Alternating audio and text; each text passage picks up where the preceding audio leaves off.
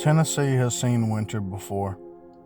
Snow settling quietly across the hills, ice creeping along back roads at dawn, cold nights that strain the power grid and test the resolve of people who call this place home. But this storm was different. What began as something familiar quickly transformed into something far more dangerous. Snow fell first, steady, almost peaceful. Then came the sleet, sharp and relentless. And finally, freezing rain, invisible, unforgiving. Layer by layer, the storm built itself stronger. For a moment, temperatures rose, just enough to soften the ice, just enough to let people believe the worst had passed. Hope returned, briefly. By morning, the hope was gone. Everything refroze, harder, thicker, heavier. Roads turned into sheets of glass. Entire neighborhoods became inaccessible. Emergency warnings echoed across the state. Travel only if absolutely necessary. But life didn't stop before the storm. People still had to work, still had to get home, still had to survive. The storm wasn't just disruptive, it was deadly. Across Tennessee, lives were lost. Some on the roads, some from exposure, some in moments that unfolded too quickly to stop. Families were changed forever, and many more were injured. Each incident another reminder of how fragile safety becomes when ice takes control. Every statistic carries weight. Every number represents a person, a name, a story that ended too soon. Then came the cold. Temperatures plunged into the single digits. Wind chills sank deep into the negatives. In some places, the air hovered near 4 degrees Fahrenheit, with wind that cut through walls, doors, and insulation. Cold like this doesn't just chill, it invades. The infrastructure couldn't hold. The power lines snapped beneath the weight of the ice. Transformers failed.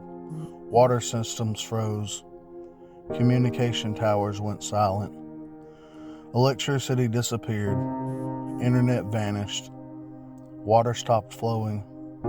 Entire communities went dark. Not for hours, for days. Without heat, homes became dangerous places. Pipes froze and burst.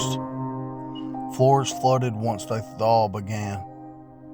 Families huddled together, layering clothes, sharing blankets, rationing warmth.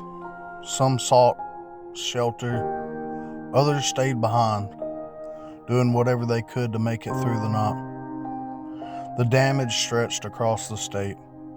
Homes destroyed, vehicles totaled, businesses shut down. Trees, some standing for generations, were ripped from the earth, falling across roads, homes, and power lines. This wasn't just weather damage, it was loss. Loss of safety, loss of stability, loss of ordinary routines people depend on. And still, people showed up. First responders navigating impossible conditions. Utility crews working around the clock in freezing winds. Road crews clearing paths 1 mile at a time.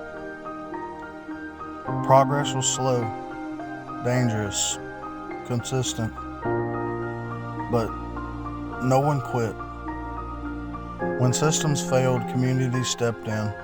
Neighbors checked on neighbors. Strangers shared heat, food, shelter. Warming centers opened their doors. Volunteers showed up. Hands reached out. Support moved faster than the storm ever could. This storm tested Tennessee, not just its infrastructure, but its people. For many, recovery won't be quick. Days without power will turn into weeks of repairs, insurance claims, rebuilding, grieving. Some losses can be fixed, others cannot. But this storm will not be forgotten, because it wasn't just about snow, ice, and cold. It was about how fast life can change, how thin the line is between routine and disaster, how deeply a single storm can carve itself into a memory of a state. This is Tennessee, wounded but standing, grieving but unbroken. As ice melts and the lights return slowly, the memory of this storm will remain, a reminder of our vulnerability and of our strength.